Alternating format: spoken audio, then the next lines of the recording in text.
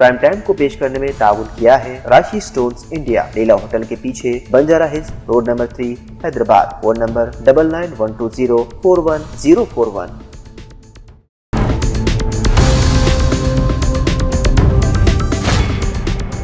अस्सलाम वालेकुम नाज़रीन, सियासत टीवी के प्राइम टाइम में आप सबका तहरीर से इस्तकबाल है। मैं हूं फरजान अहमद। सबसे पहले पेश है प्राइम टाइम की हेडलाइंस। इलेक्शन के दौरान किया गया हर वादा पूरा कर रहे हैं हमारी हुकूमत। ख़वातीन, किसानों, बेरोजगारों की मांगों के मुताबिक कर रही है काम। तेलंगाना के वज़ीर सनअत डी श्रीधर बाबू का दावा। सबका केसीआर हुकूमत पर कर्जों के हवाले से आदाद शुमार गलत। सबका रियासती वज़ीर KTR का बयान, कहा जॉब कैलेंडर के मुताबिक 2 लाख तकर्रात का रेवंत रेड्डी वादा पूरा करें। अवैसी बरादरान से मुल्क की आवाम डरने वाली नहीं, बीजेपी लीडर और मरकजी वज़ीर किशन रेड्डी का दावा। चीफ मिनिस्टर तेलंगाना रेवंत रेड्डी की क़यादत में कांग्रेस बल्दी इंतखाबात में हासिल करेगी कामयाबी। महेश कुमार गौड़ का निज़ामाबाद में बयान, कहा बीजेपी सिर्फ नाम बदलने का करती है काम। मुल्क में नफरत का जहर घोला जा रहा है, उत्तर प्रदेश में दलित मजालिम उरूज पर कांग्रेस लीडर राजेंद्र गौतम का बयान। वाराणसी में national students union of India के कारकुनों पर पुलिस की जानिब से मुबैना जुल्म। कांग्रेस जनरल सेक्रेटरी प्रियंका गांधी ने बीजेपी और मरकज पर की तनकीदें। और ईरान में मुजाहरों में सैकड़ों हलाकतों की मुबैना इतलात। ईरानी क़यादत ने मुज़ाकरात के लिए राब्ता किया है, ट्रम्प ने किया नया दावा। हेडलाइंस आपने देखी और पेश खबरों की तफसीलात शुरुआत करेंगे अहम खबरों से। इलेक्शन के दौरान क्या क्या हर वादा पूरा करें हमारी हुकूमत। ख़वातीन, किसानों और बेरोजगारों की मांगों के मुताबिक काम कर रही है। अवामी फलाह बहबूद के लिए हर वक्त कोशिश करने वाली कांग्रेस हुकूमत को आवाम के ताउन की भी ज़रूरत है। रियासती वज़ीर डी श्रीधर बाबू ने बयान दिया। उन्होंने कहा कि आइंदा बल्दियाती इलेक्शन में भी कांग्रेस पार्टी के उम्मीदवारों को कामयाब बनाया जाए। రేపు మున్సిపల్ ఎలక్షన్స్ వస్తాయి।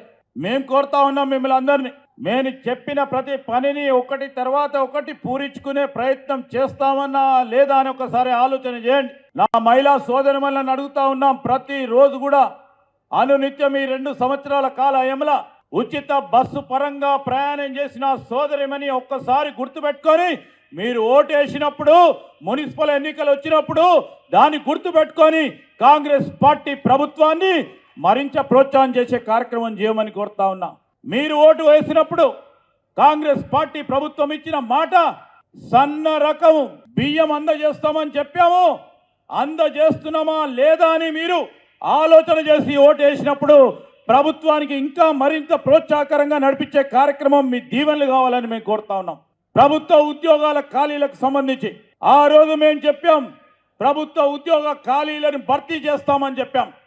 అదే ప్రయత్నంలో ఈరోజు దాదాపు 75,000 మందికి మీ చుట్టాలకో, పక్కాలకో, మీ స్నేహితుల కొడుకుకో, బిడ్డకో, ఈ రాష్ట్రంలో ఉంటున్న మీకు సంబంధించి మీ సహచరులకు సంబంధించిన మీ పిల్లలకు ఉద్యోగం వచ్చిందా లేదా ఒక్కసారి ఆలోచన చేసుకొని రేపు రాజ్ ఠాకూర్ గారికి ప్రోత్సాహం చేయడానికి మున్సిపల్ ఎన్నికలు వచ్చినప్పుడు ఓటేయాల్సిందిగా కోరడానికి జిల్లా మంత్రిగా మీ అందరిని కూడా కోరుతా ఉన్నాం।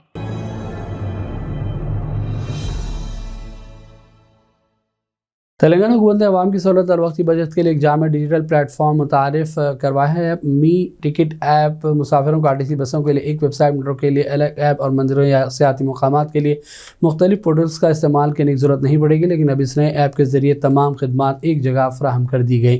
तेलंगाना के महकमा पर इलेक्ट्रॉनिक सर्विस डिलीवरी ने इस ऐप को डिज़ाइन किया। इस ऐप की ख़ास बात यह है कि इस पर न सिर्फ सफ़र के टिकट बल्कि तेलंगाना के मशहूर सियाती मुकामात के टिकट भी बुक किए जा सकते हैं। ख़ासतौर पर संक्रांति के इन दिनों में घर जाने वालों और छुट्टियां गुजारने के लिए सियाती मुकामात जाने वालों के लिए यह ऐप मददगार साबित होगा। गूगल प्ले स्टोर पर जाकर मी टिकट सर्च करें और तेलंगाना हुकूमत के लोगो वाली ऐप डाउनलोड कर लें। मोबाइल नंबर दर्ज करें और OTP के ज़रिए लॉगिन कर लें और टिकट बुक करें। हुकाम ने कहा है कि कई अफराद को अभी इस ऐप के बारे में मालूमात नहीं है, जबकि ये बड़ा आसान प्लेटफॉर्म है। तेलंगाना को मखरूज बनाने के इल्ज़ाम को मुस्तरद करते हुए KTR ने कहा कि KCR हुकूमत ने 2,80,000 करोड़ का कर्ज हासिल किया, लेकिन कांग्रेस 8 लाख करोड़ खर्च का इल्ज़ाम आयद कर रही है। उन्होंने कहा कि इख्तियार किसी के लिए मुस्तकिल नहीं है।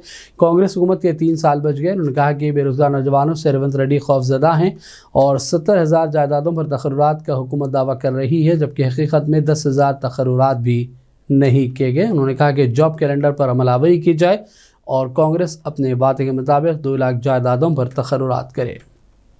కేసీఆర్ అప్పుల పాలు చేసిపోయినాడు, అందుకే నేను చేయలేకపోతున్నా, ఒక్కసారి దయచేసి మనసు పెట్టి వినండి, ప్రతి ఒక్కరికి చెప్పండి. నేను చెప్తున్న మాట కాదు ఇది.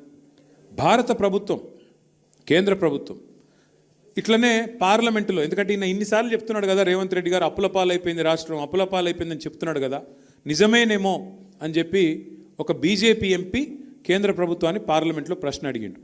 అసలు తెలంగాణ రాష్ట్రంలో కేసీఆర్ చేసిన అప్పెంత తెలుసండి?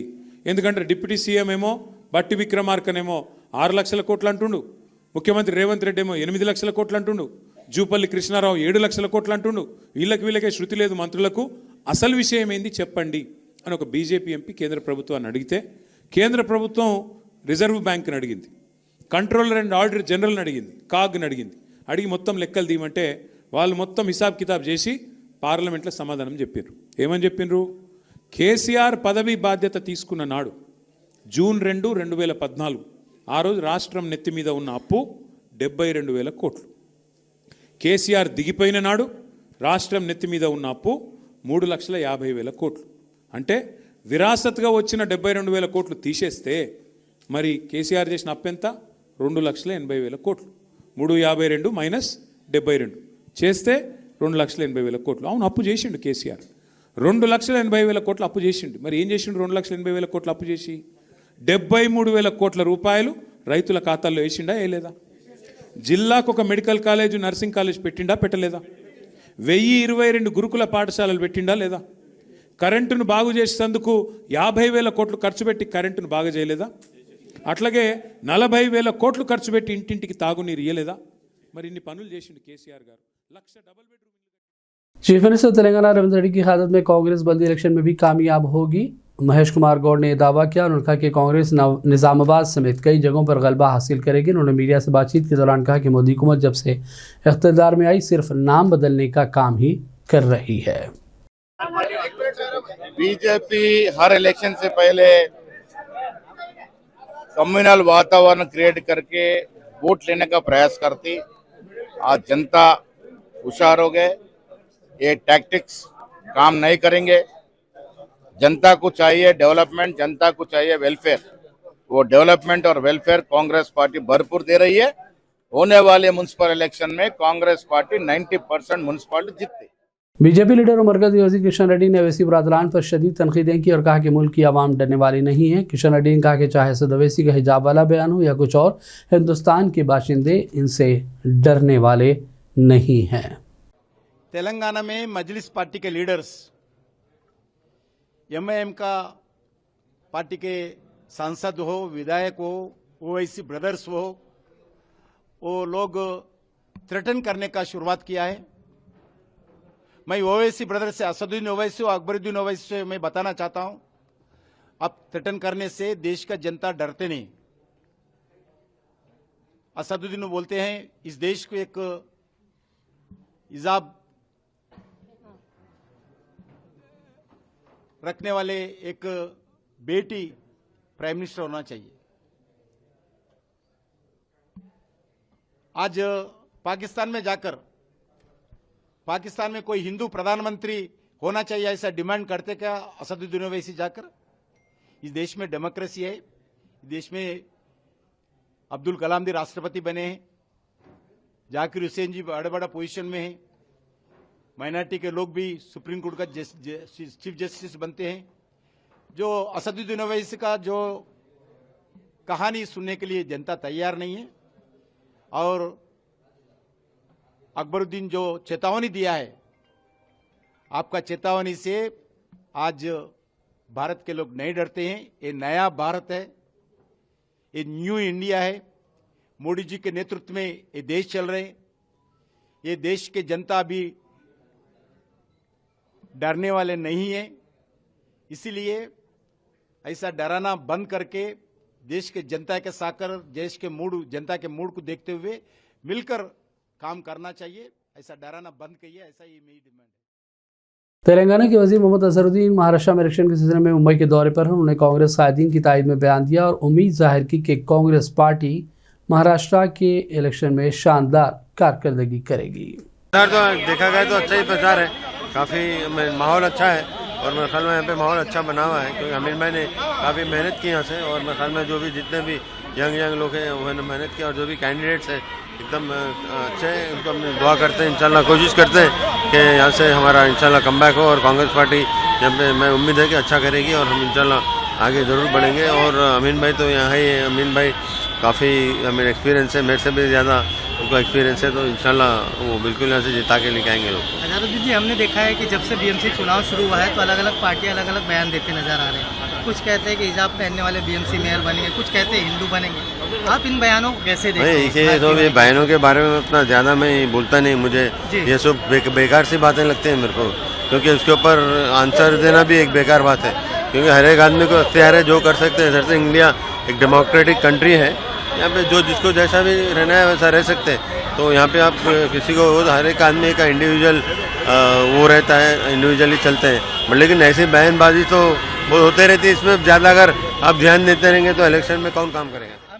सियासत शॉपिंग धूम की रंगारंग अख्तामी तकरीब में बम्पर ड्रॉ किया गया, जिसमें खुश नसीब इनाम याफ्तागान का इंतखाब हुआ। पहला इनाम हिंडाई एक्स्टर गाड़ी थी, जबकि दूसरा इनाम हीरो ग्लैमर बाइक दी गई, तीसरा इनाम हीरो डेस्टिनी बाइक दी गई। इस साल से शॉपिंग फेस्टिवल ने अपने 15वें सीज़न में भी ग्राहकों और रिटेल ताजीर दोनों को गैर मामूली फ़ायदा पहुँचाते हुए ज़बरदस्त अवामी सरपरस्ती हासिल की। सियासत शॉपिंग धूम का मकसद ग्राहकों को रोज़मर्रा और शादी ब्याह की ख़रीदारी के साथ पुरकशिश इनामात जीतने का मौका देना था।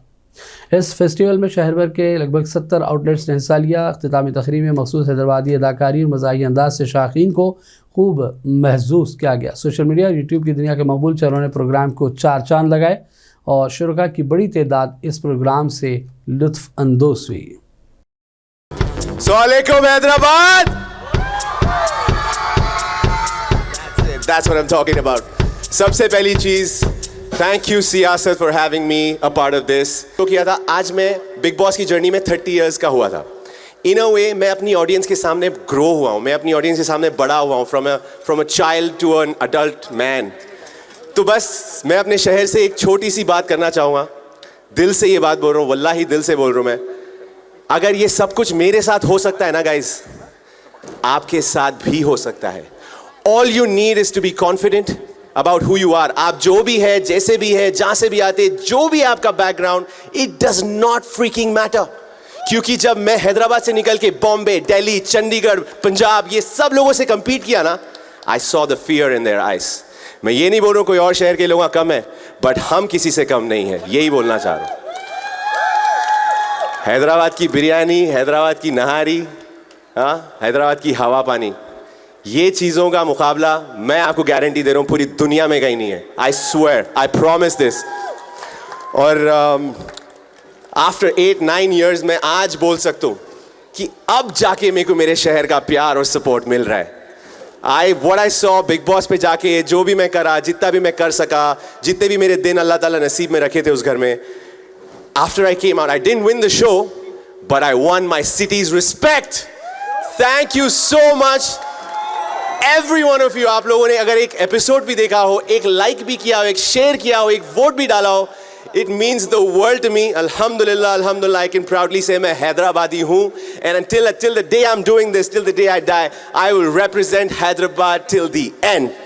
It's like the Siyasat Daily for recognizing artists like them, like us. ये उस ज़माने से लेके इस ज़माने तक का जो ट्रांजिशन रिकॉर्ड हो रहा है, ये हैदराबाद की हिस्ट्री है in this sector. So entertainment industry को यहाँ से यहाँ तक लेके जाने के लिए आमिर भाई and family, thank you so much. जोरदार ताली। द एंटायर सियासत family, I love you guys, thank you so much for having me. और अब लेते हैं छोटा सा ब्रेक के बाद दोबारा हाजिर होंगे।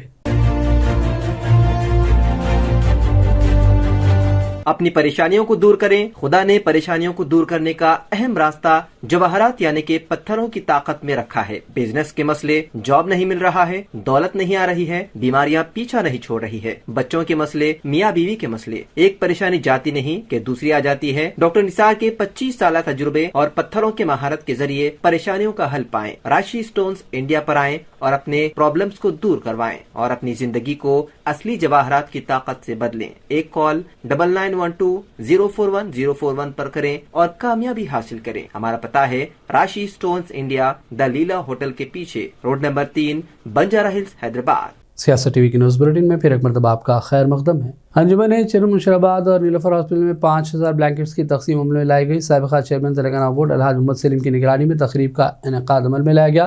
रमज़ान राशन किट्स की भी तकसीम का ऐलान उन्होंने किया। अलहाज सलीम ने कहा कि अल्लाह का अता करदा माल वो अंजुमन चेयरमैन मुशराबाद के तकसीम कर रहे हैं। इस मौके पर सदर अंजुमन अख्तर, MLA मुट्टा गोपाल, फारूक शरीफ और दीगर भी मौजूद थे। मुशराबाद भुलकपुर में ब्लैंकेट्स वगैरह पूर पीपल को ये सर्दियों की वजह से 2000 ब्लैंकेट का इंतजाम किया हूँ मैं।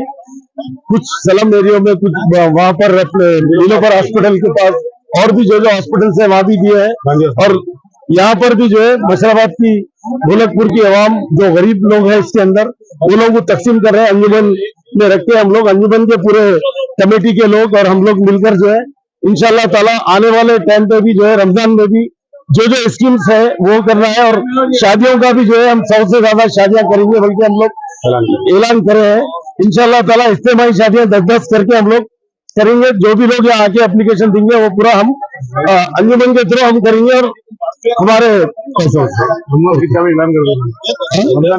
रमजान किट भी हम लोग 3000-4000 जितने भी रहेंगे इंशाल्लाह ताला रमजान में भी जो है ना हम लोग मुस्तहिक जो भी लड़कियां आप लोगों की नज़र में हैं वैसे लड़कियों की जो है ना फेरिस्त यहाँ पर आकर लिखा दें तो इंशाल्लाह वो काम ज़रूर होगा। मैं आज जो ब्लैंकेट तकसीम करने के लिए जो हमारे गोपाल साहब MLA ने उनके पैरों में तकलीफ होने के बावजूद भी यहाँ पर तशरीफ़ लाए, मैं उनका बहुत बहुत शुक्रिया अदा करता हूँ। और मैं याद दिलाना ज़रूरी समझता हूँ कि इस अंजुमन के जो स्कूल में इसी ग्राउंड में जिसमें आप लोग बैठे हुए हैं माशाल्लाह उन्होंने वादा किया था हमसे इलेक्शन के खुतबे के, इसमें जो है ना मैं फुल रिंग रख के अपना सलीम भाई चेयरमैन साहब सलीम साहब ने गरीब आवाम के वास्ते ब्लैंकेट्स का इशू करने के वास्ते ये प्रोग्राम लगा हुआ है। यहाँ पर नहीं, हैदराबाद सिटी में कई जगह भी हमारा सलीम साहब गरीब लोगों को विशाल ब्लैंकेट्स तकसीम कर रहे हैं। अभी एक अच्छा बात बोले, मैं नहीं सब तक नहीं सुना, लेकिन गरीब हमारा मुसलमान में जो गरीब अवाम लेडीज़ रहते अवाम में ख़वातीनों को शादी के बारे में पूरे पैसे लेके 2,000-3,000 नहीं। जंगाओं में मुबैना तौर पर 300 कुत्तों को मारने की इतलात मिलने पर SP रंजीत राव ने बयान दिया। उन्होंने कहा कि इस सिलसिले में बाकायदा तौर पर एक मुकदमा भी दर्ज कर लिया गया हो और इस पूरे मामले की आज़ादाना जांच का काम शुरू कर दिया गया। P. Ranjit Rao, Circle Inspector, Shampet Mandal of Warangal Commissionerate. On January 9th, we received petition from Edilapuram Gautam, who is Cruelty Prevention Manager at Stray Animal Foundation. In his complaint, he stated that nearly 300 dogs were killed by and with the cooperation of Sarpanch and their husbands and Upasarpanch and with the help of Panchayat secretaries and 2 others. Basing on the complaint, we registered a case under 325 BNS and Section 11 of Cruelty Prevention of Animal Act. In the due course of investigation, we exhumated the place where dogs were kept and we found that nearly 110 dogs were killed at both the places. And we conducted postmortem over some of the dogs and we sent the viscera to RFSL. And in the due course of investigation, people are saying that we are facing severe problems with dog bites and skin infection of the dogs. I request people to adapt other government methods like sterilization of the dogs and request people not to kill the dogs and other. शहर हैदराबाद के बुरमंडा इलाके में एक अफसोसनाक वाक़या पेश आया जहाँ एक नौजवान ने एक लड़की को कत्ल कर दिया। इलाके में खौफ व हिरास देखा गया। पुलिस के मुताबिक एक नौजवान जो कि जूस सेंटर में काम करता था, उसकी जान पहचान कनीज नामी लड़की से हुई। जब दोनों एक पब में मुलाजिमत कर रहे थे, कुछ अरसे तक दोनों के दरमियान दोस्ती थी। बाद में ताल्लुकात में बिगाड़ हुआ। उसके बाद ये कत्ल का वाक़या मंजर आम पर आया। लाश देखने के बाद मुकामी अफराद ने पुलिस को इतला दी और इस सिलसिले में पुलिस ने मुकदमा दर्ज करके मुलजिम को गिरफ्तार भी कर लिया है। ऑल इंडिया कांग्रेस कमेटी के एससी डिपार्टमेंट के कौमी सदर राजेंद्र गौतम ने इल्ज़ाम लगाया कि मुल्क में ज़ात और मज़हब की बुनियाद पर नफरत को मुनज़्ज़म तरीके से बढ़ाया जा रहा है और ये सब कुछ बीजेपी हुकूमतों की सरपरस्ती में हो रहा है। उन्होंने कहा कि उत्तर प्रदेश में हालात सबसे ख़तरनाक है, जहाँ रियासती वसाइल पुलिस और इंतज़ामिया का इस्तेमाल खुले आम दलितों, आदिवासी, पसमानदा तबक़ात और अक़लियतों को दबाने के लिए हो रहा है। उन्होंने इल्ज़ाम लगाया कि योगी आदित्यनाथ की हुकूमत की ज़ीरो टॉलरेंस पॉलिसी दरअसल ज़ात और मज़हब देखकर नाफिज होती है। दलितों के ख़िलाफ़ जराइम में न तो बरवक्त कार्रवाई होती है और न ही इंसाफ नज़र आता है। उन्होंने मेरठ का जो पेश आए वाक़े का भी हवाला दिया। ज़्यादा पुरानी नहीं है और ये घटना भी मेरठ जिले की है। इसमें भी एक दलित व्यक्ति को खुलेआम पकड़ के मारा और मार के उसके शव को जलाने की कोशिश की। दूसरी घटना ये बिजनौर की है, 7 जनवरी की है। इसमें खुलेआम बिजनौर में इंसानियत शमशार दवाई लेकर लौट रहे एक वाल्मीकि समाज के युवक को जूते चप्पलों से बेरहमी से मारा। तीसरी घटना यह भी 6 जनवरी की है और यह भी मेरठ की है। मेरठ में 2 अलग अलग घटनाओं में सनसनी फैल गई। सरदना क्षेत्र में एक व्यक्ति की बेरहमी से हत्या कर शव को जला दिया। लगातार इस तरह की घटनाएं एक के बाद एक पूरे उत्तर प्रदेश में। ये तो मैंने अभी आपको केवल 3 घटनाएं बताई हैं। ये 1, 2, 3 घटना नहीं है। उत्तर प्रदेश ने सारे रिकॉर्ड तोड़ दिए हैं। एनसीआरबी का डाटा देखिए। एक तो मुझे समझ नहीं आता, हमारे देश के प्रधानमंत्री जी कहते हैं डिजिटल इंडिया बन रहा है, भारत विकसित हो रहा है। कौन सा विकसित हो रहा भाई? दलित एट्रोसिटी के ऊपर पहला डाटा आपका 2019 में आया और 2019 के बाद दलित उत्पीड़न की घटनाओं का एनसीआरबी का डाटा 2022 में आया। 19 के बाद 22, 3 साल लगे। इससे ज्यादा दुख की क्या बात होगी? 2022 के बाद अभी तक 26 आ गया, 4 साल हो गए, अभी तक कोई दलित उत्पीड़न का डाटा सार्वजनिक नहीं किया सरकार ने। यह है विकसित भारत। इतने तरक्की कर गया भारत की, 4-4 साल हो जाते हैं हम उत्पीड़न की घटनाओं को जनता के सामने या संसद के सामने रखने में भी हमारे जांच एजेंसियां पूरी तरह विफल हैं। हमारा मिनिस्ट्री ऑफ होम अफेयर्स तो पूरी तरह फेल है। हमारे देश का गृह मंत्री बिल्कुल फेल आदमी है और देश का प्रधानमंत्री दोनों फेल हैं, क्योंकि दोनों का ध्यान केवल और केवल चुनाव जीतने पे। कांग्रेस जनरल सेक्रेटरी प्रियंका गांधी वाड्रा ने वाराणसी में national students union of India RSUI के कारकुनों को पुलिस की जानिब से हिरासत में ले जाने के वाक़े पर मरकज़ी हुकूमत पर तनकीदें की। ये एहतजाज महात्मा गांधी कौमी देही रोज़गार गारंटी कानून को ख़त्म करके एक नया कानून VG रामजी नाफिज करने के ख़िलाफ़ किया जा रहा था। NSUI के कारकुनान वाराणसी में महात्मा गांधी और भीमराव अम्बेडकर के मुजस्समों के करीब पुरअमन मुजाहरा कर रहे थे। इस दौरान पुलिस ने मुबैना तौर पर मुतादिद तलबा को हिरासत में ले लिया है। प्रियंका ने इस कार्रवाई को बुज़दिलाना करार दिया। अमेरिका के सदर ट्रंप ने कहा कि ईरान की लीडरशिप ने उनसे रब्ता करके बातचीत की ख्वाहिश जाहिर की। सदर अमेरिकी सदर ने ईरान को धमकी भी दी कि अगर मुजाहिरीन को हलाक किया गया तो अमेरिका मुदाखलत करेगा। याद रहे कि 2 हफ्तों से ईरान में महंगाई के खिलाफ एहतजाज क्रैकडाउन के बावजूद शदीद तर हो गया है और इंसानी हकूक़ के ग्रुप्स ने खबरदार किया कि वह ख़तरे-आम बनता जा रहा है। कई रोज़ से इंटरनेट बंद होने के बावजूद ईरान से मालूमात की आमद का सिलसिला जारी है। पिछले 3 दिनों के दौरान तेहरान और दूसरे शहरों में हुए मुजाहरे भी देखे जा सकते हैं। ट्रंप के मुताबिक तेहरान मुज़ाकरात की तरफ बढ़ने की ख्वाहिश का इजहार कर रहा है। सदर ट्रंप ने एयरफोर्स 1 में मीडिया से बातचीत के दौरान कहा कि ईरान की क़यादत ने राब्ता की कॉल की थी, मीटिंग का एहतमाम किया जा रहा है और वो बातचीत करना चाहते हैं।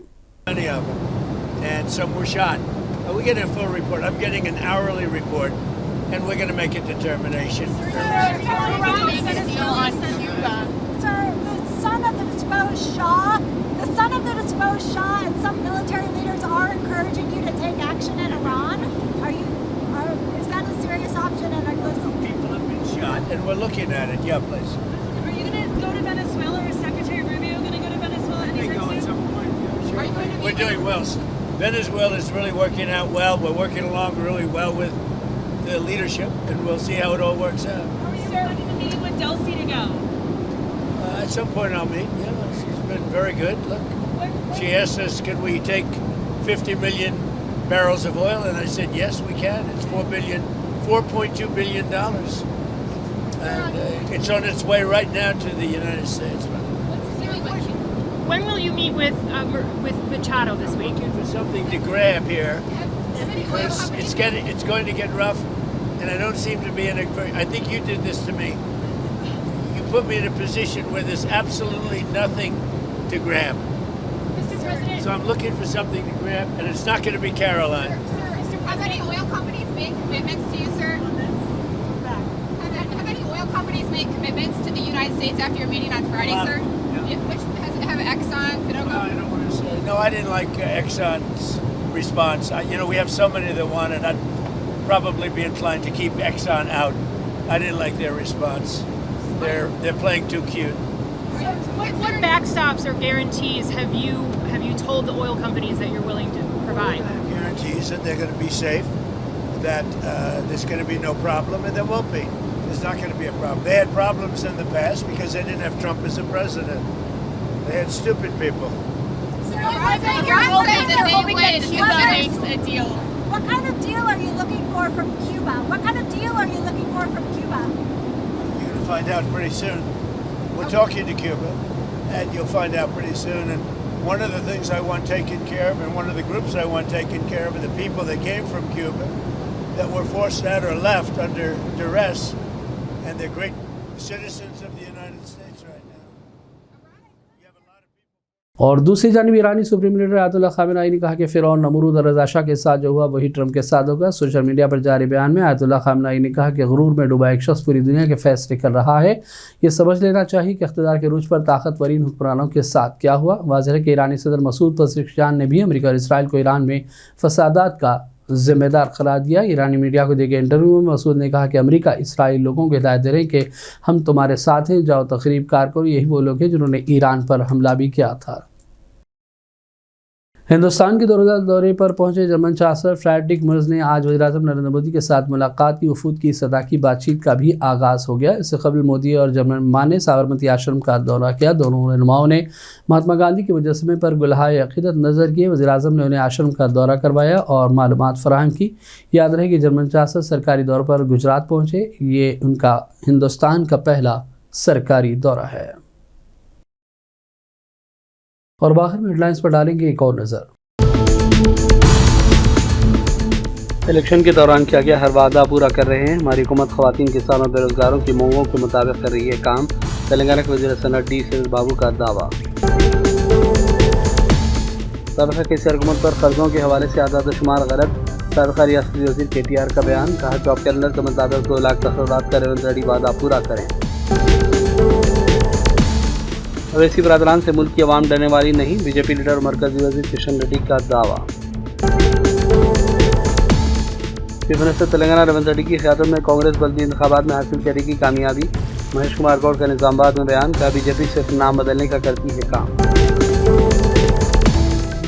मुल्क में नफरत का जहर घोला जा रहा है। उत्तर प्रदेश में दलित मज़ालिम उरूज पर कांग्रेस लीडर राजेंद्र गौतम का बयान।